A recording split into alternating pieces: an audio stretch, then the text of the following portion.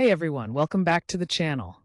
Today, we're diving into a pretty intriguing topic that blends the mystical world of psychics with some serious issues like vandalism and, believe it or not, vigilante justice. So grab your snacks, get comfy, and let's chat about a unique experience from a psychic man who feels like he's living under a constant shadow kind of like when the sun decides to play hide and seek. So let's start with our psychic friend. Imagine having abilities that let you see things beyond the ordinary, only to feel like the world is constantly throwing paint on your canvas like a vandal with a spray can. This guy describes his life as if it's covered in a black cloth, which is a super powerful metaphor. It represents how he feels about the overwhelming negativity surrounding him. Instead of a clear view of life, he feels trapped, seeing only billions of eyes staring back. It's like everyone is watching, but no one is really understanding. You know that feeling when you're at a party, but you just feel out of place? That's kind of his life. Now let's shift gears a bit and talk about vandalism. So, what exactly is vandalism? It's the act of intentionally damaging someone else's property. And trust me, it's illegal in every state across the US. But here's where it gets interesting. The laws vary from state to state. In some places, vandalism can be a slap on the wrist, maybe just a misdemeanor, while in others, it can land you a felony charge. This means serious consequences. Imagine losing out on job opportunities or having a criminal record just because of a moment of rage. Not cool, right? Now, moving on to vigilance. Vigilance is all about keeping an eye on things and making sure that the rights of individuals are protected. Think of it as being the watchful guardian of justice. Throughout history, there have been many instances where communities have come together to stand up against wrongdoing. But there's a fine line here. Being vigilant doesn't mean turning into a vigilante.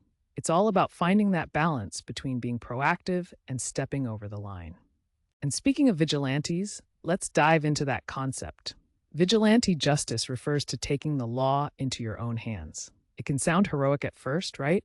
But let's be real, there's a lot more to it. It can lead to chaos and misunderstanding, since what one person sees as justice, another might see as a crime.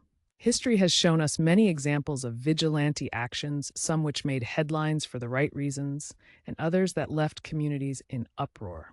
So it raises the question, how do we find the balance between seeking justice and respecting the law?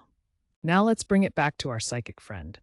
This whole experience highlights how those with psychic abilities can often feel misunderstood and targeted. It's like they have a bright light shining in their lives while others throw shade. The toxicity of human behavior can make their journey even harder. They endure so much criticism, and sometimes they don't get the respect or support they truly need. Can you imagine living your life feeling so exposed and vulnerable? It's tough. So, how does society react to these unique individuals? Sometimes, unfortunately, it can be dismissive or even hostile. Misunderstanding and discrediting psychics can lead to feelings of isolation. Instead of compassion, they face a wall of skepticism. What's crucial here is fostering an environment of understanding and support, something we all need, right? With a little kindness, we could make a huge difference for someone who feels lonely or targeted. So, to wrap things up, we've taken quite the journey today. Our psychic friend teaches us a lot about how we handle experiences that differ from the norm, and it gives us insight into the impacts of vandalism and the idea of vigilante justice. Let's not forget to be mindful of how we treat others, especially those who are unique or different from us. I'd love to hear your thoughts and experiences in the comments below. What do you think about the balance between vigilance and the law? And have any of you had experiences that made you feel like you were living behind a black cloth? Thanks for hanging out with me today. If you enjoyed this chat, don't forget to give it a thumbs up, subscribe for more, and hit that notification bell so you never miss an update. See you in the next video.